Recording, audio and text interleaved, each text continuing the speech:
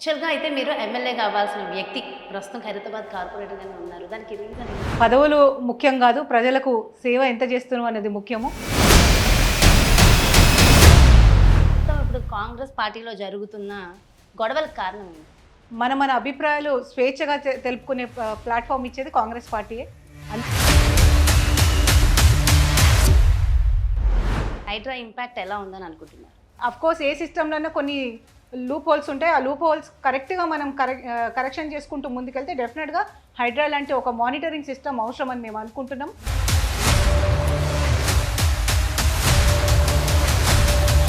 సామాన్య ప్రజలైతే హైదరాబాద్‌లో ఎక్కువగా ఇబ్బంది పడుతున్న సంకేతాలు ఎక్కువగా కనిపిస్తున్నాయి. కేవలం వాళ్ళ రాజకీయ లబ్ధి కోసం తప్ప దానివల్ల ఎవరికీ ఉపయోగం లేదు అనేది ప్రజల మాట. దాని మీద మీరేమంటారు?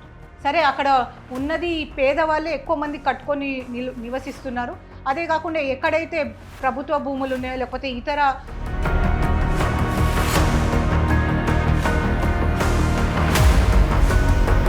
ప్రజల్లో రేవంత్ రెడ్డి గారి పరిపాలన బాలేదు అనే మాటలు ఎక్కువగా వినిపిస్తున్నాయి. దాని మీద మీరు ఏమంటారు? కాంగ్రెస్ ప్రభుత్వం ప్రజల కోసం పనిచేసే ప్రభుత్వం. డెఫినెట్గా ఒక్కొక్క పథకం 10 ఏళ్లలో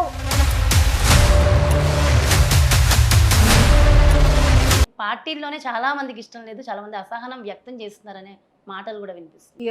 10 ఏళ్లలో పడిన ఇబ్బందులు, కష్టాలు అన్నీ కూడా ఒక్క రోజులో తీరేటివి కావు.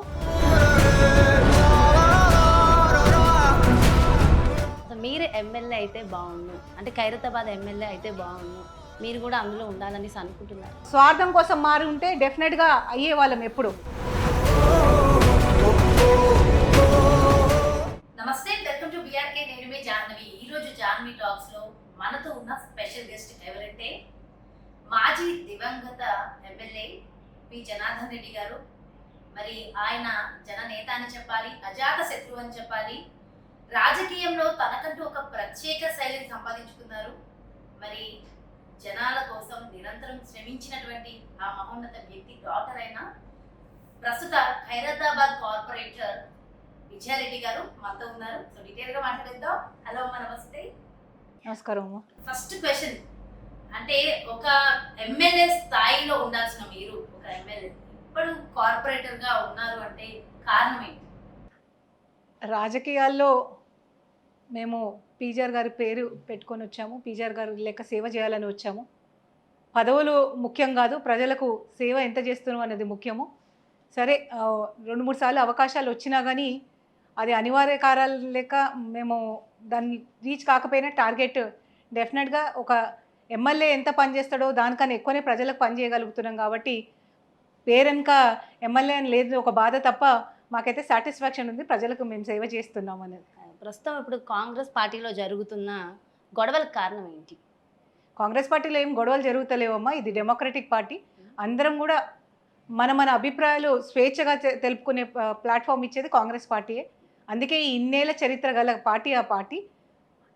ఏమున్నా కానీ at the end of the day మేమందరం కూడా కాంగ్రెస్ పార్టీ సిద్ధాంతాల కోసం పనిచేస్తాం, ప్రజల కోసం పనిచేస్తాం. ఓకే, హైడ్రా ఇంపాక్ట్ ఎలా ఉందని అనుకుంటున్నారు? హైడ్రా ఇంపాక్ట్ చాలా బాగుంది, ఇంకా కొంచెం స్ట్రీమ్లైన్ చేయాలా. సరే, కొన్ని ఇబ్బందులు ఉన్నా కానీ ఆలోచన విధానం బాగుంది దాన్ని హైడ్రా తీసుకొని రావడంలో.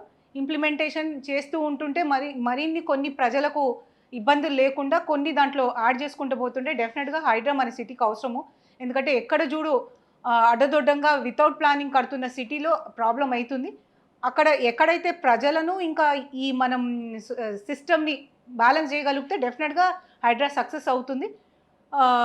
అది చేయగలిగితే 100% హైడ్రా సక్సెస్ అయినట్టే. కొంచెం ఇప్పుడు స్టార్టింగ్ స్టేజ్ కాబట్టి ఏవైతే ఇబ్బందులు ఉన్నాయో అవి ఫీడ్బ్యాక్ తీసుకొని దాంట్లో కరెక్షన్ చేసుకుంటూ ముందుకెళ్తే చాలా బాగుంటుంది. ఎందుకంటే చూస్తూ ఉన్నాం, చిన్నపాటి వర్షానికే మన రోడ్లన్నీ పొంగి పొర్లుతున్నాయి.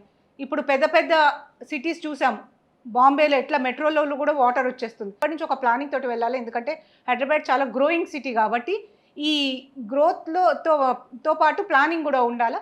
దానికి కొంచెం అఫ్కోర్స్ ఏ సిస్టంలోనైనా కొన్ని లూప్ హోల్స్ ఉంటాయి. ఆ లూప్ హోల్స్ కరెక్ట్గా మనం కరెక్షన్ చేసుకుంటూ ముందుకెళ్తే డెఫినెట్గా హైడ్రా లాంటి ఒక మానిటరింగ్ సిస్టమ్ అవసరమని మేము అనుకుంటున్నాం.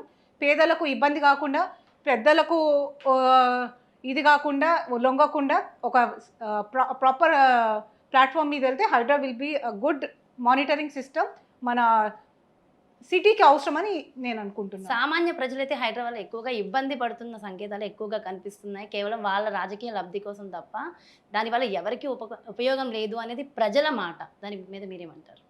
ఇప్పుడు చెప్తున్నాను కదమ్మా, ఫర్ ఎగ్జాంపుల్ ఈ సిటీలో చాలా మటుకు మన బల్కాపూర్ నాల పక్కన అటు ఇటు ఇల్లులు ఉండడం చూస్తూ ఉన్నాం. అటు అటు అటు సైడు మూసీ నది పక్కన ఎన్క్రోచ్మెంట్స్ ఉన్నాయి. సరే, అక్కడ ఉన్నది పేదవాళ్ళే ఎక్కువ మంది కట్టుకొని నివసిస్తున్నారు. అదే కాకుండా ఎక్కడైతే ప్రభుత్వ భూములు ఉన్నాయో లేకపోతే ఇతర భూములు ఉన్నాయో వాటి మీద కూడా ఫర్ ఎగ్జాంపుల్స్ లేక్స్ కబ్జా చేసి కడతా ఉన్నారు. సరే, పేదవాడికి ఒక కంపన్సేషన్ ఇవ్వాలని మా దృష్టి కూడా ఉన్నది. ఒక్కసారి కొట్టకుండా వాళ్ళకి ఏదైనా కంపన్సేషన్ ఇచ్చి ఆల్టర్నేట్ చూపించి చేస్తే బాగుంటుందని మేము కూడా అనుకుంటున్నాం. ఇవన్నీ కూడా మేము ఎప్పటికప్పుడు అప్డేట్ చేస్తా ఉన్నాం. గవర్నమెంట్ కూడా సీరియస్ ఉంది దీని మీద. ఏవైతే మీరు అన్నట్టు లూప్ హోల్స్ ఉన్నాయో అవి యాడ్ చేసుకుంటూ పోతే ప్రజలకు లాంగ్ రన్లో ఎప్పుడైనా మంచిగా అనిపిస్తుంది. డెఫినెట్గా స్వాతంత్ర పోరాటం స్టార్ట్ చేసినప్పుడు చాలామంది ఎందుకు మనం బ్రిటిష్ రాజ్యంలో సుఖంగా లేమా అని అన్నారు. కానీ కొన్ని కష్టాలు మన ఫ్యూచర్కి మంచిది కాబట్టి ఇవి కంపల్సరీ మనం కష్టమైనా కానీ కొన్ని పేద ప్రజలను ప్రొటెక్ట్ చేసుకుంటూ వాళ్ళకి కావాల్సిన ఆల్టర్నేట్ మనం ప్రొవైడ్ చేసుకుంటూ వెళ్తే హైడ్రా ఒక మంచిది ఉంటుంది. ఎందుకంటే ఎప్పుడు వర్షాలు పడినా కానీ ఫస్ట్ నీళ్ళు వచ్చేది ఈ బస్తీలలోకి. సో బస్తీ ప్రజలు ఇబ్బంది పడకుండా ఈ నాలాల ఎన్క్రోచ్మెంట్ల దగ్గర చేస్తున్నాయి కానీ ఇవన్నీ కూడా చాలా మంచి పని అయినా కానీ వాళ్ళకి ఆల్టర్నేట్ ఇవ్వాలని మాది కూడా మేము కూడా కోరుతూ ఉన్నాము.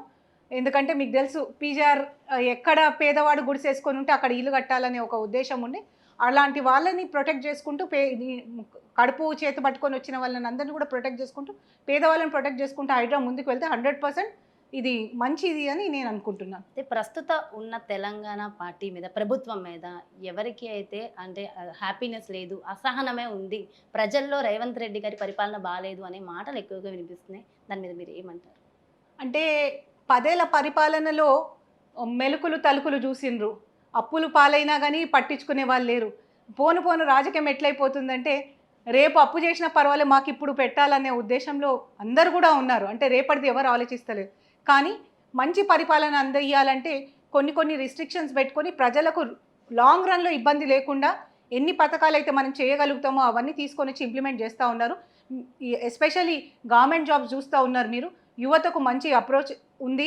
ఎంతోమందికి దాదాపు 60,000 జాబ్స్ వాళ్ళకి అందజేయడం జరిగింది.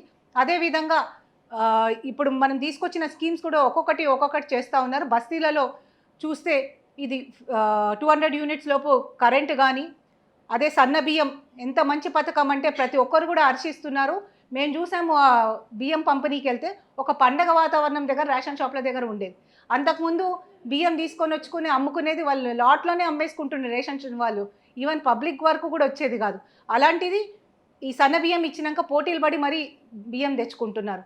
అదేవిధంగా 500 రూపీస్ సబ్సిడీ కూడా అందరికీ వెళ్తున్నది. అంటే అర్హులైన అందరికీ వెళ్తున్నది. ఇంకా దాన్ని కొంచెం మనం బ్రాడర్ లైన్లో తీసుకొని రావాలా. తెలంగాణ వచ్చినాక రేషన్ కార్డులు ఎంతమందికి ఇచ్చారండి? అదే కాంగ్రెస్ ప్రభుత్వం వచ్చినాక రేషన్ కార్డ్స్ ఇవ్వడం కానీ ఎంతోమంది అంటున్నారు మాకు 15 ఏళ్ల నుంచి రాని రేషన్ కార్డు ఈ కాంగ్రెస్ ప్రభుత్వంలో వచ్చిందని. సో తెలంగాణ వచ్చినాక రాని రేషన్ కార్డు కాంగ్రెస్ ప్రభుత్వంలో వచ్చింది. కాంగ్రెస్ ప్రభుత్వం ప్రజల కోసం పనిచేసే ప్రభుత్వం. డెఫినెట్గా ఒక్కొక్క పథకం 10 ఏళ్లలో అది ఫైనాన్షియల్గా ఆర్థికంగా మనం దెబ్బతిన్న వాళ్ళం ఒక్కొక్క పథకం తీసుకొని వస్తున్నాం. 100% రేవంత్ రెడ్డి గారు దూరదృష్టితోటి పనిచేస్తూ ఉన్నారు. ఈ బాధ్యత లేకుండా ఇప్పుడు అప్పులు తెచ్చి చేయాలని కాకుండా రాంగ్ లైన్లో పబ్లిక్కి మంచి మేలు చేస్తూ అదేవిధంగా ఈ వెల్ఫేర్ స్కీమ్స్ కూడా తీసుకొని వస్తూ ఉన్నారు. రేవంత్ రెడ్డి గారు సీఎం అవ్వడం అనేది పార్టీల్లోనే చాలా మందికి ఇష్టం లేదు, చాలా మంది అసహనం వ్యక్తం చేస్తున్నారనే మాటలు కూడా వినిపిస్తున్నాయి. సీఎం పదవి అనేది అందరు కూడా ఆశ ఇచ్చేదండి. ఒకళ్ళకి నొచ్చుకున్నా కానీ 100% మన ఇది ఒక నేషనల్ పార్టీ కాబట్టి రేవంత్ రెడ్డి గారు కూడా చాలా కష్టపడ్డారు. అందరినీ కోఆర్డినేట్ చేసుకొని వచ్చారు. రేవంత్ రెడ్డి గారు ఒక్కరు సీఎం అయినట్టు కాదు, ఇక్కడ కాంగ్రెస్ పార్టీలో ప్రతి ఒక్క నాయకుడు లీడర్ కూడా సీఎం అయినట్టే అందరినీ కలుపుకొని ప్రభుత్వాన్ని సక్సెస్ఫుల్గా ముందుకు తీసుకొని వెళ్తున్నారు. 2 years దాదాపు 2 ఏళ్ళు అవ్వడానికి వస్తున్నది. 10 ఏళ్లలో పడిన ఇబ్బందులు కష్టాలు అన్నీ కూడా ఒక్క రోజులో తీరేటివి కావు. డెఫినెట్గా ఆయన పరిపాలనలో కాంగ్రెస్ పార్టీతో పాటు ప్రజలకు కూడా ఒక మంచి పాలన అందిస్తారని మేము నమ్ముతా ఉన్నాం.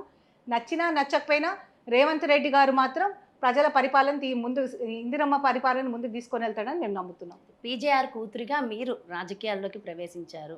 అసలు మీరు ఎమ్మెల్యే అయితే బాగుండు, అంటే ఖైరతాబాద్ ఎమ్మెల్యే అయితే బాగుండు, మీరు కూడా అందులో ఉండాలని అనుకుంటున్నారా? ఒకటండి, మాకు కూడా అంటే వేరేళ్ళు మారినట్టు పార్టీలు స్వార్థం కోసం మారి ఉంటే డెఫినెట్గా అయ్యేవాళ్ళం ఎప్పుడు. ఎందుకంటే నేను వైఎస్ఆర్సీపీ నుంచి కంటెస్ట్ చేసినప్పుడే నాకు ఇతర పార్టీలు ఆఫర్ చేసినాయి, నువ్వు మా పార్టీలో నుంచి వస్తే ఎమ్మెల్యే అవుతావు. కానీ మేము కొన్ని సిద్ధాంతాలు నమ్ముకున్నాం. ఒక పార్టీని నమ్ముకుంటే ఆ పార్టీకి మంచో చెడ్డో లాస్ట్ వరకు సేల్ కావాలని ఒక ఉద్దేశంతో మేము నిలబడి ఉన్నాము. అట్లా మొన్న జరిగిన దాంట్లో కూడా కాంగ్రెస్ పార్టీని నమ్మి కాంగ్రెస్ పార్టీలో నిలబడి సిటీ అంతా సరే కొంచెం వీక్ ఉన్నా కానీ 100% మా వంతు మార్క్ మేము చూపించుకోగలిగినాం. బీజేఆర్ బిడ్డగా కాంగ్రెస్ నాయకురాలు లెక్క నన్ను ఆశీర్వదించారు కాబట్టి నాకు ఆ మాత్రం చెప్పుకోదగ్గ 50,000 ఓట్లు సెకండ్ ప్లేస్లో నిలబడాను. కొంచెం సిటీలో వేవ్ ఎక్కువ ఉండడం వల్ల మిస్ అయింది. కానీ డెఫినెట్గా నేను చెప్తున్నాను కదా, ప్రజలు నన్ను బీజేఆర్ బిడ్డగా చూడడమే నాకు చాలా పెద్ద పదవి ఎమ్మెల్యే కన్నా. వాళ్ళ ఆడబిడ్డగా ఖైరతాబాద్ కూతురుగా ఖైరతాబాద్ ఆడపడుచుగా చూసేది. వాళ్ళ ఏ బాధ ఉన్నా కానీ నాకు ఏ పదం ఉందని రారు. అక్క దగ్గరికి వెళ్తే ఒక సొల్యూషన్ వస్తుందని నమ్మకంతో వస్తున్నారు. ఆ నమ్మకం ఉన్న రోజులు నేను ఎమ్మెల్యే లెక్కనే ఫీల్ అవుతాను. అయితే మీ నియోజకవర్గంలో ఏం జరిగాయని మీరు అనుకుంటున్నారు, ఇంకేం జరగాల్సి ఉంది అని అనుకుంటున్నారు? నియోజకవర్గంలో చాలా పనులు అంటే నాన్నగారు ఉన్నప్పుడు ఎన్నో స్లమ్స్ని ఏర్పాటు చేసిపోయింది. ఇంకా కొన్ని స్లమ్స్కి పట్టాలు వచ్చేది ఉండి లాస్ట్ టైం మేము ఉన్నప్పుడు 58 జీవో వచ్చినప్పుడు రామకృష్ణ నగర్కి కానీ తబేలా బస్తికి కానీ అట్లా చాలా ఏరియాలలో ఎక్కడైతే పట్టాలు రాలేదో వాళ్ళకి పట్టాలు ఇప్పించినాం. డబుల్ బెడ్రూమ్లో మా వంతుగా ఆ పార్టీలో ఉన్నా కానీ మేము డబుల్ బెడ్రూమ్ ప్రజలకు అందించేటట్టు 6 years వేరే వాళ్ళు అయితే వదిలేస్తుండే కానీ 6 years పోరాడి ఆ డబుల్ బెడ్రూమ్ అందరు అర్హులైన వాళ్ళకందరూ కూడా అందించడం. ప్రభుత్వం ఏదైనా ప్రజల కోసం పథకాలు తీసుకొచ్చి వాళ్ళకి అందింపజేసే బాధ్యత ఒక ప్రజానాయకుడిది. అది మేము చేసుకుంటూ వెళ్తున్నాము. అదేవిధంగా ఇంకా చాలా స్లమ్స్ ఉన్నాయి. జూబ్లీహిల్స్లో చాలా స్లమ్స్ ఉన్నాయి, వాళ్ళకి పట్టాలు రావాల్సినవి ఉన్నాయి. గురుబ్రహ్మ నగరే అనుకోండి, అంబేద్కర్ నగరే అనుకోండి, చాలా దగ్గర ఇంకా కూడా పట్టాలు రాని ప్లేసెస్ ఉన్నాయి. వాళ్ళందరికీ కూడా పట్టాలు ఇప్పిస్తాము మేము అండదండగా ఉండి ఖైరతాబాద్ నియోజకవర్గంలో. ఎందుకంటే ఇది స్టేట్లోనే ఒక రోల్ మోడల్ కాన్స్టిట్యున్సీ. ఎక్కడైతే అతి ధనికులు ఉంటారో అతి పేదవాళ్ళు కూడా ఖైరతాబాద్ నియోజకవర్గంలో ఉన్నారు కాబట్టి వీళ్ళు ఇద్దరికీ కూడా బ్యాలెన్స్ చేసుకుంటూ మనం తీసుకొని వెళ్ళాల్సిన అవసరం ఉంది. ఇన్ఫ్రాస్ట్రక్చర్ ఏమో ధనికులకి, ఎందుకంటే సిటీలో రాగానే కాలు పెట్టేది ఇక్కడే సెక్రటేరియట్ ఉంది, ఇక్కడే గవర్నర్ గారి నివాసం ఉంది, సీఎం మన అందరూ సీఎం ఉండేది కూడా మా కాన్స్టిట్యున్సీలోనే. సో ఇంత ధనికులతో పాటు పేదవాళ్ళు ఉండే కాన్స్టిట్యున్సీ ఖైరతాబాద్ కాన్స్టిట్యున్సీ. సో అన్ని విధాలుగా డెవలప్ చేసుకుంటూ వెళ్ళేది ఉంది. పేదలకు ఇంకా ఇన్ఫ్రాస్ట్రక్చర్స్ అందించాల్సిన ఎక్కడైతే కొరత ఉన్నాయో 100% అవి చేసుకుంటూ వెళ్తున్నాం. It's a process of long process కాబట్టి ఆ ప్రాసెస్లో మేము ఎప్పుడు కూడా ప్రజలకు అందుబాటులో ఉండి చేస్తూ ఉన్నామండి. పీజేఆర్ గారు బ్రతికుంటే ఎలా ఉండేదని మీరు అనుకుంటున్నారు? ఖచ్చితంగా సీఎం అయి ఉండేవారా? పీజేఆర్ గారికి పదవుల మీద ఎప్పుడు కూడా ఆశ లేదు. డెఫినెట్గా ఖైరతాబాద్ నియోజకవర్గ ప్రజలు కానీ తెలంగాణ ప్రజలు కానీ పీజేఆర్ గారు పోవడంతో కోల్పోయినవి చాలా ఉన్నాయి. ఎంతోమంది అనేవారు, ఎస్పెషల్లీ నాయకులు కూడా చాలామంది, అన్న ఉంటే మా రాజకీయ భవిష్యత్తు వేరే ఉంటుందంటే. ఎందుకంటే ఆయన స్వార్థం కోసం కన్నా నలుగురు కోసం బతకాలనుకున్న మనిషి కాబట్టి ఆయన లేని లోటు అందరికీ కూడా తెలుస్తూ ఉన్నది. ఎస్పెషల్లీ ఖైరతాబాద్ నియోజకవర్గ ప్రజలలో నియోజకవర్గంలో ఆయన వదిలిపోయిన పనులు చాలా ఇంకా పెండింగ్ ఉన్నాయి. అనుకున్నా కానీ ఒక స్థాయి వరకే చేయగలుగుతున్నాం. పీజేఆర్ గారు ఉంటే ఇవన్నీ కూడా అయిపోతుండని వాళ్ళు ఎంతో బాధపడుతూ ఉన్నారు. కాబట్టి పీజేఆర్ గారు అన్నది ఒక చాలా స్ట్రాంగ్ ముద్ర. ఆ ముద్రను తట్టుకుని ముందుకు వెళ్ళాలంటే 100% ఆయన స్థాయిలో మేము కూడా పనిచేయాలంటే ఇంకా టైం పడుతుంది. ప్రజలు కూడా చాలామంది అనుకుంటున్నారు ఆయన లేని లోటు చాలా కనిపిస్తుందని. విజయారెడ్డి గారు, మీకు సేవాగుణం విపరీతంగా ఉందనేది బయట విపరీతమైన టాక్, అది పర్సనల్గా కూడా మేము విన్నది. సో అంటే ఇదంతా పీజేఆర్ గారి దగ్గర నుంచి వచ్చింది అని అంటారా? 100% అండి. చిన్నప్పుడే మేము ఇంట్లో ఎవరైనా పనులను తిట్టినా పిలిచి చెప్పేవారు, మన స్థాయి తగ్గిన వాళ్ళని మనం ఏమి అనొద్దు, వాళ్ళ మనసులో తిట్టుకుంటే మంచిది కాదని. అట్లా మాకు చిన్నప్పటి నుంచే మా నాన్న నేర్పించిన సిద్ధాంతాలు మాలో ఉన్నాయి. మేము ఎవరిని కూడా అంత మన వాళ్ళు అనుకునే ముందుకు వెళ్తాము. మాతో అయిన సాయం చేస్తాము, చేయకపోయినా చేయలేమని చెప్పగలుగుతాము. దాపరికాలుండో. పీజేఆర్ గారు ఎలాగైతే మనసులో ఉన్న మాట ఓపెన్గా చెప్పేవారో మేము అలానే చెప్పుకుంటూ ప్రజలకు సేవ చేసుకొని వెళ్తున్నాం. మా నాన్న చూపించిన బాటలోనే మేము నడుస్తున్నాము. ఆయన ఒక రాజకీయ నాయకుడు కన్నా ఒక మంచి మనసున్న మనిషి. ఆ దాన్ని మేము ముందుకు తీసుకొని వెళ్తున్నామండి. పెద్దమ్మ టెంపుల్ అనగానే గుర్తొచ్చేది పీజీఆర్ గారు. సో అంటే అక్కడ దేవతకి అంటే ఎంత ప్రాముఖ్యత ఇచ్చారో, దేశ విదేశాల నుంచి కానివ్వండి, ఇక్కడ కానివ్వండి, ఆ టెంపుల్‌ని విజిట్ చేయకుండా అసలు ఎవరు ఉండరు. ఎవరొచ్చినా ఫస్ట్ హైదరాబాద్‌లో పెద్దమ్మ టెంపుల్ విజిట్ చేస్తారు. అక్కడ మన పీజీఆర్ గారి విగ్రహం దేవుడిలాగా ఆయనను కొలుస్తారు. మీకెలా అనిపిస్తది? నాన్న ఎప్పుడు కూడా పెద్దమ్మ తల్లిని అమ్మవారు లెక్క కాకుండా తన తల్లి లెక్క కొలిచాడు. ఎప్పుడు అనేవారు, మా అమ్మని తొందరగా కోల్పోయాం మేము, మా అమ్మకి సేవ చేసుకోలేకపోయినాం ఎక్కువ అని. ఆ సేవ అంతా కూడా పెద్దమ్మ తల్లికి చేసిండు. ఒక చిన్న గుడి ఉండే, చాలా నమ్మకంగా మాకు కూడా బాగా గుర్తుంది. అప్పుడంతా చెట్లు కొండలు అవి ఉంటుండే. జీప్లో వెళ్ళే వాళ్ళం. సండే సండే మా నాన్న పెద్దనాన్న మా పిల్లల్ని అందరినీ తీసుకొని అక్కడ దర్శనం చేసుకొని పంజగుట్టాలో టిఫిన్ చేసి ఇంటికి వచ్చేవాళ్ళం. ఆ మెమరీస్ మాకు ఇంకా ఉన్నాయి. ఆ అమ్మవారు నిన్న చాలా మహిమగల తల్లి, ఎంత నమ్మితే అంత ఆశీర్వదిస్తుంది. మా నాన్న కూడా బాగా అమ్మవారిని నమ్మేవారు. అలాగే అమ్మకి సేవ చేయాలనే ఉద్దేశంతో ఆ గుడి ప్రాంతాన్ని అంతా ప్రొటెక్ట్ చేసుకుంటూ ఎన్నో కేసులు ఉండే దాని మీద. సుప్రీంకోర్టు వరకు కూడా వెళ్ళి అక్కడ, ఎందుకంటే జూబ్లీహిల్స్ అంటేనే అంత మేధావులు ఉండే ఏరియా అదంతా. అందరితోటి కూడా కొట్లాడి గుడి ల్యాండ్ ప్రొటెక్ట్ చేసుకొని అంత డెవలప్మెంట్ చేసుకొని వెళ్ళారు. ఆయన మాకు బాగా గుర్తుంది. అక్కడికి వెళ్ళడానికి ఫెసిలిటీస్ లేవని ఫస్ట్ ఆర్టీసీ బస్సులు వేయించారు. ఎందుకంటే ప్రజలకు రీచబిలిటీ ఉంటేనే గుడి ఏదైనా డెవలప్ అవుతుందనే ఉద్దేశంతో అమ్మవారిని దర్శనం చేసుకునే అవకాశం ప్రతి ఒక్కరికి దొరకాలని, ధనిక పేద అని కాకుండా అందరూ కూడా అమ్మవారిని దర్శనం చేసుకొని అమ్మవారి ఆశీర్వాదాలు పొందాలని ఆయన ఎంతో ఇష్టంగా కట్టుకున్న గుడి పెద్దమ్మ తల్లికి. ఆ పెద్దమ్మ తల్లి గుడి, ఆ పెద్దమ్మ తల్లి ఎప్పుడు కూడా మనందరినీ ఇట్లనే చల్లగా చూడాలని, ఇంకా ఇంకా ఇంకా అమ్మవారు గుడి డెవలప్ కావాలని, చాలా మంది భక్తులు వచ్చి అమ్మవారు దర్శనం చేసుకోవాలని, వాళ్ళందరూ కూడా పెద్దమ్మ తల్లి ఆశీర్వాదం ప్రతి మంగళవారం, శుక్రవారం చాలా స్పెషల్. ఇంకా ఎంతో మంది, కొన్ని వేల మందికి అక్కడ ఉచితంగా అన్నదానం కూడా అవుతుందండి. అదే కాకుండా ఉత్సవాలప్పుడు కూడా చాలా మటుకు ప్రసాద పంపిణీలలో కానీ అవి కానీ ఉచితంగా పెట్టి ప్రజలకు అందరికీ అందజేపియాలని ఒక ఉద్దేశంతో నేను నాన్న గుడి మొదలుపెట్టారు. ఎస్పెషలీ నవరాత్రులప్పుడు శుక్రవారం అమ్మవారికి అభిషేకం అప్పుడు పొద్దున్నే రాత్రి 12 నుంచి పొద్దున అభిషేకం 2:30, 3 అయ్యే వరకు పిల్లల్ని వేసుకొని ఆడవాళ్ళందరూ ఉంటారని నాన్న ఎంతో, అంటే ఎంత అటాచ్మెంట్ ఉంటే, ఎంతో ఆలోచన ఉంటే అవన్నీ ఆలోచిస్తారో మీరు అర్థం చేసుకోవాలా. పొద్దున్నే వస్తారని గుడిలో ఎంతమంది ఉంటే అంతమందికి పాలు అందించేవారు. అందించాలని ఒక సిస్టమ్ పెట్టిండ్రు. ఇప్పటికి కూడా అది నడుస్తూ ఉంది. పొద్దున అభిషేకంకి వచ్చిన వాళ్ళు, ఎందుకంటే ఒకసారి వస్తే అభిషేకం చేసుకొని దర్శనం మళ్ళీ హారతి అందుకొని బయటకు వస్తారు. అంటే దాదాపు 3-4 గంటలు గుడిలో ఉన్న వాళ్ళకి పొద్దున్నే లేసి వస్తారు. కాబట్టి అప్పుడులో చుట్టుపక్కల ఏం దొరికేది కాదు కాబట్టి గుడి తరఫునే పాలు అందరికి అందించేవారు. ఆ సిస్టమ్ నాన్న అంత ఇదిగా గుడికి వచ్చిన వాళ్ళు సౌకర్యాలతోటి సంతోషంగా అమ్మవారి దర్శనం చేసుకొని వెళ్ళాలనే ఆయన ఆలోచనలు ఇవన్నీ ఎన్నో ఇంప్లిమెంట్ చేశారు. అవన్నీ అలాగే కొనసాగిస్తే 100% ఇంకా బాగా అవుతుందని మేము నమ్ముతా ఉన్నాం. తెలంగాణలో మహిళా సీఎం వచ్చే అవకాశం ఉందంటారా? తెలంగాణలోనే కాదు, ప్రతి ఒక్క దగ్గర కూడా రావాలని మేము కోరుకుంటా ఉన్నాము. ఎందుకంటే మీరు చూస్తూ ఉన్నారు, రాజకీయాలంటే అంత ఈజీ కాదు ఆడవాళ్ళకు. 33% వస్తే డెఫినెట్గా ఒక ఉంటుందని మేము అనుకుంటా ఉన్నాము. తెలంగాణలోనే కాకుండా రాజకీయ రంగంలోనే కాకుండా అన్ని రంగాలలో కూడా మహిళలు రాణిస్తూ ఉన్నారు. ప్రస్తుతం ఎంత పర్సెంట్ ఉందనుకోవచ్చు? 33% నిజంగా ఇస్తున్నారా? న్యాయం జరుగుతుందా మహిళలకి? 33% రిజర్వేషన్ ఇంకా ఇంప్లిమెంట్ కాలేదు. అసలు ఉన్నారా అంతమంది? ఇవ్వాలనుకున్న సీట్లు వాళ్ళకి కొన్ని లాస్ట్ టైం కాంగ్రెస్ పార్టీ అనుకున్నది. Maximum seats Congress party minimum ఒక 20 మెంబర్స్ కూడా ఇవ్వాలని అనుకున్నది. కాంగ్రెస్ పార్టీ హైయెస్ట్ మహిళలకు సీటు ఇచ్చినది తెలంగాణలో, అవకాశం ఇచ్చినది. అంటే ఎక్కడో కొరత ఉన్నది. మహిళా నాయకత్వం ముందుకు రావాలా ఇంకా కూడా. ఎందుకంటే మేము కూడా ప్రాక్టికల్గా చూస్తున్నాము.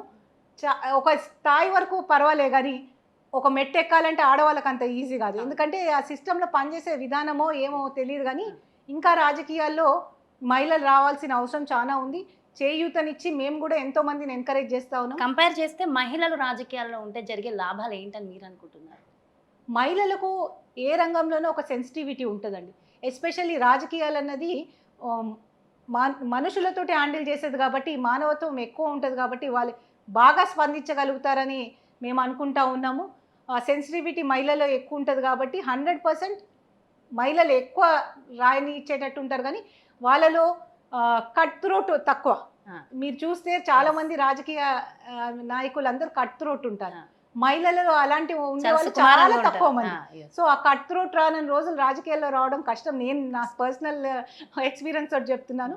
సో ఆ కట్ త్రోట్ రాని రోజులు కానీ ఆ కొంచెం దయాగుణం, సేవాగుణం దయాగుణం ఇవన్నీ ఎక్కువ. ఉన్నవి మహిళలకి. మహిళలకు ఎక్కువ ఉంది. ఎవరన్నా ఏదైనా వస్తే పోనీలే అనుకుంటాం. yes. ఆ పోనీలలోనే చాలా అక్కడే మహిళలు వెనకబడిపోతున్నాం. తొక్కివేయబడుతుంది. అదే ఆ పోనీలలోనే చాలా వెనకబడుతున్నాము. అది ఒక్కటి మన ఏమంటారు నేచర్, మహిళా నేచర్కి విరుద్ధం కాబట్టి కొంచెం అక్కడ ఇబ్బంది అవుతుందని నేను అనుకుంటున్నాను. కానీ డెఫినెట్గా అట్లా ఉన్నా కానీ ఎంతో మంది సక్సెస్ఫుల్ మహిళలను చూసినాం. ఎస్పెషల్లీ ఇందిరాగాంధీ లాంటి వాళ్ళని మనకు అందరికీ స్ఫూర్తిదాయకం. అలాంటి నాయకురాల్లోని చూస్తూ మన తర్వాత సోనియా గాంధీ గారు కూడా చూసాము, సుష్మిత గాంధీ కూడా చూసాము. ఎంతోమంది మహిళా నాయకురాళ్ళు ఉన్నారు. వాళ్ళందరూ కూడా మనకు ఒక స్ఫూర్తి ముందుకు తీసుకొని ఇంకా కూడా నాకు తెలిసి అదొకటే షార్ట్ అనిపిస్తుంది. కట్ త్రోట్నెస్ మనం కొంచెం అలపరుచుకుంటే కొంచెం గట్టిగా అయితే మాత్రం డెఫినెట్గా రాజకీయాల్లో మహిళలు ఇంకా రాణిస్తారని నేను అనుకుంటున్నాను. బీఆర్ఎస్ నుంచి బయటకు వచ్చి కవిత గారు పార్టీ పెట్టడానికి కారణం ఏమై ఉండొచ్చు అని మీరు అనుకుంటున్నారు? ఎక్కడన్నా ఉన్నది అదేనండి, మహిళల నాయకత్వంలో పనిచేయాలంటే లేకపోతే ఎక్కడో ఒక దగ్గర తగులుతుందేమో నాకు తెలియదు. కానీ అది ఇంటర్నల్ ఇష్యూ, మనం ఎక్కువ మాట్లాడలేము. కానీ 100% చూస్తూ ఉన్నాము. ప్రతి దగ్గర కూడా ఒక మహిళ పార్టీ పెట్టినప్పుడు కూడా ఒడిదుడుకులు. విజయశాంతి గారు పెట్టిన పార్టీ సరే, అందరు కూడా చాలామంది పెట్టారు మహిళలు. అది నిలదొక్కొని లాంగ్ రన్లో వెళ్ళాలంటే అంత ఈజీ కాదు. ఎస్పెషలీ రాజకీయాల్లో సెన్సిటివిటీ ఉండాలా. ప్రజల మీద నేను నమ్ముతాను, అదే రాజకీయం చేస్తాను. కానీ ఇవాళ రేపు రాజకీయాలు అట్లా లేవు. అంత ఇది కూడా ఒక కార్పొరేట్ సిస్టమ్ లెక్క అయిపోయినది. అది కాకుండా మంచి సేవ చేసే భావంతో వస్తే సక్సెస్ అవుతుందని మేము అనుకుంటా ఉన్నాం. ఇప్పటికిప్పుడు ఎలక్షన్లు జరిగితే ఖచ్చితంగా బీఆర్ఎస్ఏ గెలుస్తుంది అని చెప్పి టీఆర్ఎస్ నేతలు అంటున్నారు. మీరు మరి బీఆర్ఎస్ నేతలు టీఆర్ఎస్ గెలుస్తుందా బీఆర్ఎస్ గెలుస్తుందా వాళ్ళు ఫస్ట్ డిసైడ్ కావాలా. ఆఫ్ కోర్స్ వాళ్ళ కాన్ఫిడెన్స్ వాళ్ళకు ఉంటే మరి లాస్ట్ టైం ఎందుకు గెలవలేదు? సో ఓటమికి కారణాలు ఏమై ఉండొచ్చు అంటారు? ఓటమికి కారణాలు 10 ఏళ్ల పరిపాలనలో చూశారు. ఒక్కసారి కాదు 2 సార్లు ఛాన్స్ ఇచ్చారు. వాళ్ళకి అర్థమవుతుంది ప్రజలకి. మాకన్నా మా పథకాలు పేరు చెప్పుకొని వాళ్ళు బాగుపడుతున్నారు కానీ మనకు ఒరిగేది ఏమీ లేదని ఒక థాట్లో వచ్చింది. అదే కాకుండా కాంగ్రెస్ పార్టీ అంటే అందరు కూడా మన పార్టీ అనే ఒక నమ్మకం, మేము ఓన్ చేసుకుంటాం అన్నది ఒక నమ్మకం ఉంది. కాబట్టి కాంగ్రెస్ పార్టీని ఏ పథకాలు చూసినా కానీ దానికి విత్తనం వేసింది కాంగ్రెస్ పార్టీ. ఇల్లులు అంటారా, ఉచిత ఇల్లులు కాంగ్రెస్ పార్టీ ఇచ్చింది. ఎడ్యుకేషన్ కూడా ఉచిత విద్య, వైద్యం అవన్నీ కూడా కాంగ్రెస్ పార్టీ ఆలోచనలు. ఆ ఆలోచనలన్నీ ఇంప్లిమెంట్ అయితే అనే నమ్మకంతో కాంగ్రెస్ పార్టీకి ఓటేయడం జరిగింది. ఆ దిశలోనే ప్రజాపాలన కూడా నడుస్తుంది. ఇందిరమ్మ పాలన 100% సక్సెస్ఫుల్గా ప్రజలకు అందరికి కూడా ఈ 2 years ఇంకా 2 years కూడా కాలే, 1.5 year అయ్యింది. రాబోయే రోజుల్లో కంప్లీట్గా అందరు కూడా హ్యాపీగా అయ్యేటట్టు ఒక్కొక్క పథకం తీసుకొని వచ్చి ప్రజలకు అందజేస్తారని మేము నమ్ముతా ఉన్నాం. ఒక ప్రశ్న అండి, అది అడగచ్చో అడగకూడదో కొంచెం సెన్సిటివ్ విషయం, బట్ అడగాలి. ఎందుకంటే చాలా మందికి ఉన్నటువంటి సందేహం అది. నేను డైరెక్ట్గా విన్నది, మీ దగ్గర వాళ్ళలో విన్న మాట అది. పీజేఆర్ మన జనార్దన్ రెడ్డి గారు బినామీల పేరుతో రాసి ఇచ్చినటువంటి ఆస్తులు ఏవైతే ఉన్నాయో అవన్నీ మీకు పూర్తిగా రాలేదు, ఇంకా వాళ్ళ దగ్గరే ఉండిపోయినాయి, దాని గురించి మీరు కూడా పెద్దగా స్ట్రెస్ పెట్టలేదు అనేసి అంటున్నారు. నిజంగా బినామీల పేరుతో ఉన్న ఆస్తులు అలాగే ఉన్నాయా? ఒకటండి, పీజేఆర్ గారు ఎమ్మెల్యేగా ఉన్నప్పుడు సగం సిటీ ఆయన నియోజకవర్గం ఉండే. కానీ ఆయనకి ఎప్పుడు కూడా ఆస్తుల మీద కానీ పైసల మీద ఆలోచన లేదు, దృష్టి లేదు. ఎప్పుడు కూడా ప్రజలను ఎట్లా సేవ చేయాలా అని, ఎక్కడైనా ఒక 4 గుడిసెలు వేసుకుంటే వాళ్ళకి ఇల్లులు ఎట్లా కట్టియాలా, వాళ్ళకి ఫెసిలిటీస్ ఎట్లా ప్రొవైడ్ చేయాలనే ఉద్దేశంతో ఉండే. కాబట్టి ఆయన ఎప్పుడు కూడా ఆ దిక్కు ఆలోచనలు పెట్టలేదు. ఆస్తులు సంపాదించాలని ఆయన రాజకీయాల్లో రాలేదు. ఆయన సంపాదించిన ఆస్తుల్లో ప్రజల గుండెల్లో ప్రేమ, ఆ ప్రేమ ఎప్పుడు కూడా చిరస్థాయిగా మాకు అందుతూనే ఉంది. ఏ రూపానన్నా మేము ఎక్కడ నిలబడినా కానీ మా అన్న బిడ్డని దగ్గరకు వచ్చి వాళ్ళు మాట్లాడే ఆప్యాయతనే మాకు ఆయన ఇచ్చిపోయిన ఆస్తి. ఆ ఆస్తి సంపూర్ణంగా మేము అనుభవిస్తున్నామండి. ఇప్పటికీ రాజకీయాల్లోకి యువత రావడానికి మొగ్గు చూపడం లేదు, దానికి కారణాలు ఏమై ఉండొచ్చు అంటారు? అంటే ఈ ఫోన్ యుగంలో ప్రాక్టికల్గా ఫీల్డ్కి వచ్చి మన హక్కుల కోసం మనం కొట్లాడడము చాలా అరుదుగా చూస్తూ ఉన్నాం. ఏమైనా కావాలంటే ఒక పోస్ట్ పెట్టి దానికి లైకులు కొట్టమంటే లక్షలలో దాటిపోతున్నాయి. కానీ అదే ఒక ఇష్యూ తీసుకొని దానికోసం మీరు రండి అంటే అంటే యువకులనే కాదు ఎవరు కూడా వచ్చే పరిస్థితి లేదు. రోజు రోజుకి సిస్టమ్ మారుతూ ఉన్నది. నాకెందుకు అనే ధోరణ ఉన్న రోజులు కూడా యువత రాజకీయాల్లోకి రాలేదు. ఎప్పుడు ఉండే ఇదే, ప్రతిసారి మార్పులలో యువత ముందుకు వస్తేనే ఏ సమాజం అన్నా బాగుపడుతుంది. 100% రేవంత్ రెడ్డి గారు వచ్చినాక యువతకు మాత్రం స్ఫూర్తిదాయకం అయ్యారు. 100% అది యూత్ బాగా ఫాలోయింగ్ అయ్యింది. రాజకీయాల్లో ఇంకా చాలా మంది ఎందుకు ఆయన యూత్ లా కనిపిస్తారు కాబట్టి 100% యూతే ఆయన. ఆయన యూత్ లా కనిపిస్తారా? రెండు కూడా. సో ఖచ్చితంగా యూత్ అనేది అంటే ఆయన మాటల మీద ప్రభావం చూపిస్తుంది, కానీ రాజకీయాల్లోకి రావడానికి మాత్రం ఇంకా మీరు అన్నట్టు ఆ మొబైల్ ఇది ఇంకా మొగ్గు చూపడం లేదు. అంటే నేను అనేది అదే, ప్రాక్టికల్గా యువత ఫీల్డ్ మీదకి దిగి నేను ఈ సొసైటీలో మార్పు తేవాలి. ఫర్ ఎగ్జాంపుల్ మేము చిన్నప్పటి నుంచి చూస్తున్న రాజకీయాలు వేరు, ఇప్పుడు రాజకీయాలు వేరండి. అప్పుడేమో మనుషులతో రాజకీయం ఉండేది, ఇప్పుడు పైసతో రాజకీయం అయిపోయింది. ఎప్పుడైతే అది మారి మళ్ళీ హ్యూమన్ రిలేషన్స్కి, మనుషుల ఆలోచనలకి విలువనిచ్చే రోజే మళ్ళీ రాజకీయాలు అన్నది ప్రజల కోసం పనిచేసే వ్యవస్థ లెక్క మారుతుందని నేను నమ్ముతున్నాను. నేను దానికే కట్టుబడి ఉన్నాను. ఇప్పటికీ కూడా మేము మనుషులకు ప్రాధాన్యత ఇస్తాం, పైసకు ప్రాధాన్యత ఇవ్వము. దానికోసం మేము ఎన్నో కోల్పోయినా కానీ పర్వాలేదు, మేము నమ్ముకునే సిద్ధాంతాల కోసం మేము పనిచేస్తూ ఉంటాము. అది అందరు కూడా గమనించి ఈ పాలిటిక్స్ అనేది కొంచెం ఫిల్టర్ అయితే చాలా బాగుంటుందని మేము అనుకుంటున్నాము. సేవా సిద్ధాంతాల కోసం రావాలి, అది ఇంపార్టెంట్. సేవ చెయ్యాలని రాజకీయాల్లోకి వస్తే 100% ఎవరైనా సక్సెస్ అవుతారని. కానీ రాజకీయం అనగానే సేవ కన్నా కూడా డబ్బు సంపాదించడానికి, వాళ్ళకున్నటువంటి వ్యాపారాలని జాగ్రత్త చేసుకోవడానికి, ఇంకా అభివృద్ధి చేసుకోవడానికి మాత్రమే వస్తున్నారు. దాని మీద మీరేమంటారు? అదే చెప్తున్నాను కదా, ఆ పర్సంటేజ్ ఎక్కువ అయిపోయింది. మళ్ళీ at the end of the public ఏం ఎక్స్పెక్ట్ చేస్తారు? సర్వీస్ చేసే వాళ్ళు ఉండాలనుకుంటారు. కానీ బిజినెస్ యాటిట్యూడ్ తోటి వచ్చిన వాడు రాజకీయం చేయలేరు. మనం డిఫరెన్షియేట్ చేసుకోవాలా, రాజకీయ నాయకుడు ఎవరు, వ్యాపారవేత్త ఎవరు అనేది డిఫరెన్షియేట్ చేసుకోగలిగితేనే అందరికీ కూడా ఫ్యూచర్లో బాగుంటుందని నేను అనుకుంటున్నాను. ఆపరేషన్ సింధూర్ దాని గురించి మీ అభిప్రాయం ఏంటి? ఆపరేషన్ సింధూర్ అందరు కూడా ఎంతో సెంటిమెంటల్గా ఫీల్ అయిన ఇష్యూ అండి. డెఫినెట్గా దాన్ని ఇంకొంచెం కూడా ట్రాన్స్పరెన్సీ, వాళ్ళు ఏం చేసినా మేము తప్పు పడతలేం, కానీ దాంట్లో ట్రాన్స్పరెన్సీ ఉండాలని చెప్తున్నాం. ఎందుకు మనం అటాక్ చేసినామో అందరికీ తెలుసు. మరి దాని రిజల్ట్ ఏంది, దానివల్ల మనం సాధించింది ఏంది, మనం ఎందుకు సీజ్ ఫైర్ అయినాం?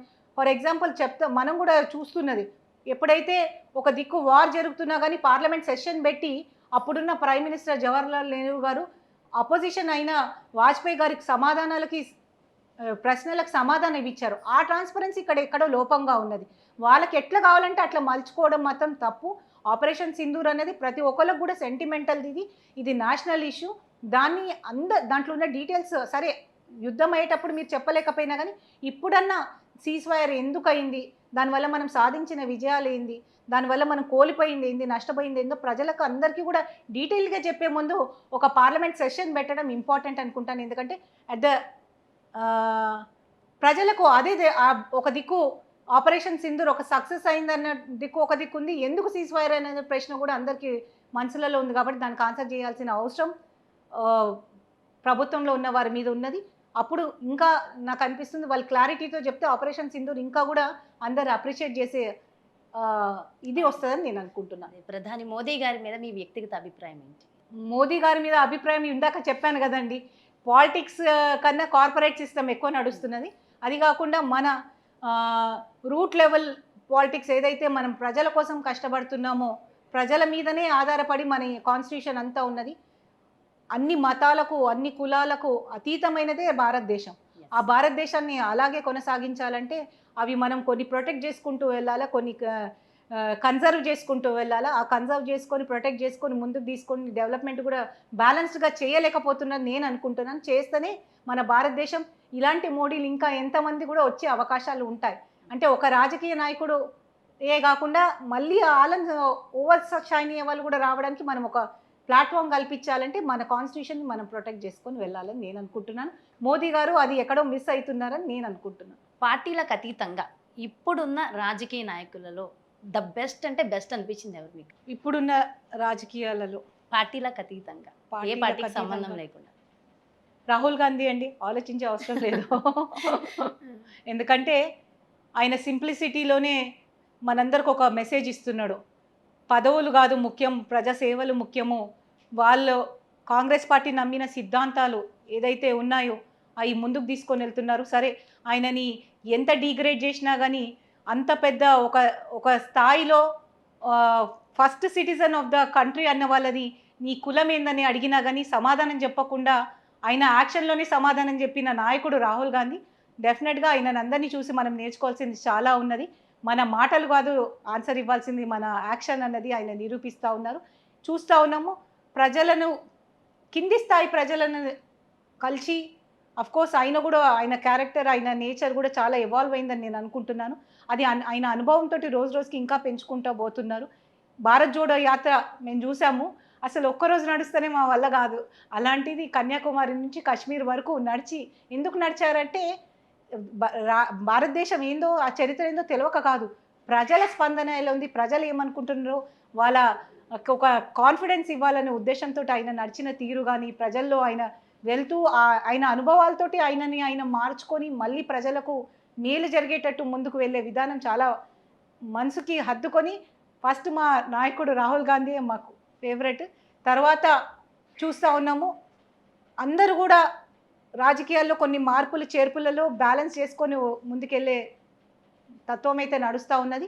ఎవరైతే ఇటు పాలిటిక్స్ అటు అన్నీ కూడా స్ట్రైక్ చేసుకొని నిలబడ్డ వాళ్ళే సక్సెస్ఫుల్ పొలిటీషియన్ అవుతారని నేను అనుకుంటున్నాను. ఖైరతాబాద్ వినాయకుడు అనగానే గుర్తొచ్చేది మళ్ళీ పీజేఆర్ గారే. మీరేమంటారు? ఖైరతాబాద్ గణేశునికి చాలా చరిత్ర గల, మహిమగల గణేశుడు. 1 ఫీట్ గణేశుడి నుంచి స్టార్ట్ చేసి ఇప్పుడు దాదాపు 62 ఫీట్లకి సంవత్సరం పెంచుకుంటూ వెళ్ళారు. ఖైరతాబాద్ గణేశుడు అంటేనే ఒక స్పెషల్ ఇది. నాన్న ఖైరతాబాద్ గణేశుడు ఒకటే అని కాదు, సిటీలో ఉన్న గణేశులన్నీ కూడా ఒక టీడీపీ హయాంలో సైజుల మీద ఒక స్లాబ్ పెట్టి ఇంతకన్నా పెంచొద్దని అన్నప్పుడు, లేదు మా ఖైరతాబాద్ గణేశుడు స్పెషల్, సిటీలో దాని మీద ఉపాధి పొందే వాళ్ళు కూడా చాలామంది అండి. మనం అనుకుంటాం కానీ దాని మీద ఉపాధి మీద ఉన్న వాళ్ళు కూడా మనం చూస్తే ధూళిపేటలో అక్కడ ఇక్కడ వాళ్ళ సంవత్సరం అంతా బతికేది ఈ 2 నెలల్లోనే, వాళ్ళ ఆదాయం అంతా ఈ 2 నెలల్లోనే. వాళ్ళకు కూడా అండగా ఉండేటట్టు స్లాబ్ ఉండొద్దని కొట్లాడి పెద్ద గణేశుడిని ఇంకా పెద్దగా అయ్యేటట్టు ఆయన ఆ రోజు నిలబడి ఆ పెద్ద గణేశుడిని హైట్ తగ్గించకుండా కొట్లాడి పెట్టారు. అట్లా ఖైరతాబాద్ గణేశునికి సేవ చేసుకునే అవకాశం నాన్న ఉన్న రోజులు నాన్నకు వచ్చింది. ఆ తర్వాత నేను కూడా సరే ఒక కార్పొరేటర్ కన్నా ఎందుకు కాదు కానీ ఒక స్థాయిలో నా వంతు కృషిగా గణేశునికి సేవ చేసుకునే ఉద్దేశము. చిన్నప్పటి నుంచి అక్కడ పెద్ద గణేశుని చూసి పెరిగిన వాళ్ళం కాబట్టి ఖైరతాబాద్ గణేశుడు అనగానే ఒక స్పెషల్ ఫీలింగ్. దాదాపు అన్ని రాష్ట్రాల నుంచి వచ్చి అక్కడ దర్శనం చేసుకొని పోతుంటారు. ఖైరతాబాద్కి ఆ ప్రత్యేకత, గణేశునికి ఆ ప్రత్యేకత ఉంది కాబట్టి పీజీఆర్ గారు అయితే ఎలాగైతే మనకు గుర్తొస్తారు, గణేశుడు అనగానే ఖైరతాబాద్ గణేశుడు కూడా అట్లనే గుర్తొస్తాడు. నెక్స్ట్ ఎలక్షన్లలో ఎమ్మెల్యేగా మీరు నిలబడాలి అంటే ఏ పార్టీ నుంచి నిలబడతారు? పార్టీ ఏమైనా మారే అవకాశాలు ఉన్నాయంటే? లేదండి, కాంగ్రెస్ పార్టీ నేను ఒకసారి నాకు అవకాశాలు లేక నేను వెళ్ళాను, కానీ ఇప్పుడు అవకాశం వచ్చాక కాంగ్రెస్ పార్టీలో నుంచి నన్ను ఎవరు పంపించినా కానీ వెళ్ళే పరిస్థితిలో నేను లేను. ఓకే, అయితే ప్రస్తుతం మహిళల గురించి ఒక్కసారి మాట్లాడదాం. ఇప్పటికీ మహిళల మీద అనర్థాలు విపరీతంగా పెరిగిపోతున్నాయి. అవి ఆగాలంటే అసలు ఏం జరగాలంటారు? మహిళల మీద అనర్థాలు జరగడం ఆగాలంటే ఇటు సొసైటీతో పాటు పబ్లిక్లో కూడా అవేర్నెస్ రావాలండి. ఎలాగైతే మనం విలువలతోటి మన ఫ్యామిలీ నుంచి మొదలు పెడితే డెఫినెట్గా సొసైటీ అంతా కూడా రిఫ్లెక్ట్ అవుతుంది. నాకు తెలిసి మన తెలంగాణలో ఎస్పెషల్లీ ఆడపిల్లల్ని గౌరవించే సంస్కృతి ఉన్నది. ఆ సంస్కృతిని పెంపొందించుకుంటూ చిన్నప్పటి నుంచి విలువలు నేర్పిస్తూ, అదేవిధంగా చట్టబద్ధంగా కూడా వాళ్ళకి ఆ సెక్యూరిటీ, సేఫ్టీ పెంచాలి. ఎందుకంటే చూస్తూ ఉన్నాం ఇవాళ రేపు ప్రతి ఫీల్డ్లో కూడా ఆడవాళ్ళు పనిచేస్తూ ఉన్నారు. స్విగ్గీలో, జొమాటోలో నుంచి చాలా కాంప్లికేటెడ్ దాంట్లలో కూడా ఆడవాళ్ళు పనిచేస్తున్నారంటే వాళ్ళందరినీ కూడా వర్క్ ప్లేస్లో ప్రొటెక్ట్ చేసుకునే అవసరం చాలా ఉన్నది. ఎలాగైతే ఇతర దాంట్లలో మనం మహిళలను ప్రొటెక్ట్ చేసుకుంటున్నాము, వర్క్ ప్లేస్లలో కూడా మహిళలను ప్రొటెక్ట్ చేసే చట్టాలు మరింత స్ట్రాంగ్ కావాలని మేము నమ్ముతూ ఉన్నాము. ఎందుకంటే అక్కడ దెబ్బ తగిలితే వాళ్ళు మళ్ళీ ఒక్కసారి ఒక ఆడపిల్ల దేనికన్నా గురి అయితే, అవమానానికి గురి అయినా కానీ మళ్ళీ అంతే పవర్ తోటి బయటికి వచ్చే వాళ్ళు చాలా తక్కువ, అరుదు. కాబట్టి వాళ్ళు చాలా సెన్సిటివ్, వాళ్ళని ప్రొటెక్ట్ చేసుకునే అవసరం ఇటు సొసైటీకి ఉన్నది, అటు ప్రభుత్వాలకు ఉన్నది. మన ఎస్పెషల్లీ మన మీద బాధ్యత ఎక్కువ ఉన్నది. 100% వర్క్ ప్లేస్లలో కూడా ఇంకా ఇంప్రూవ్మెంట్స్ రావాలని నేను అనుకుంటున్నాను. ఎడ్యుకేషన్ చదువుకుంటున్నప్పుడు బయటకు వచ్చిన ఆడపిల్లల ప్రొటెక్షన్ నుంచి వాళ్ళు జాబ్ చేసి మళ్ళీ ఇంటికి వెళ్ళే వరకు కూడా చట్టాలు ఇంకా కొంచెం మనం క్లారిటీ తోటి చదివి ప్రాక్టికల్గా దాన్ని ఇంప్లిమెంట్ అయితేనే ఆడపిల్లలకు సెక్యూరిటీ ఉంటుందని నేను అనుకుంటున్నాను. ఫైనల్గా మీరు మీ నియోజకవర్గానికి ఎమ్మెల్యే అయితే మీరేం చేయాలనుకుంటున్నారు? నా నియోజకవర్గానికి నేను ఎమ్మెల్యే అయితే పీజీఆర్ గారు ఎలాగైతే ఉండేనో ఇంకా పీజీఆర్ ఉన్నారు మనము అన్న ఫీలింగ్ వచ్చేటట్టు నేను పనిచేస్తానండి. ఒక వర్గానికని కాకుండా అందరికీ కూడా ఆన్సరబిలిటీ ఉండేటట్టు, ఎందుకంటే ఇప్పటికి కూడా రీచబిలిటీ నేను పీజీఆర్ లెక్కనే అందుబాటులో ఉంటాననే నమ్మకం ప్రజలకు ఉన్నది. ఈ 10 ఇయర్స్లో నేను కార్పొరేటర్గా ఉండి కూడా నేను చేసింది అదే. ఒక అవకాశం ఇస్తే నేనేం చేయగలుగుతానో ప్రూవ్ చేసుకున్నాను. ఇన్ని రోజులు ఖైరతాబాద్ ఆడబడుచునే ఎమ్మెల్యేనైతే ఇంటి పెద్దగా అందరికీ కూడా అందుబాటులో ఉంటూ అండదండగా ఉంటాననే నమ్మకం నాకున్నదండి. థ్యాంక్ యూ అమ్మా, thank you so much, thanks for your time. Thank you.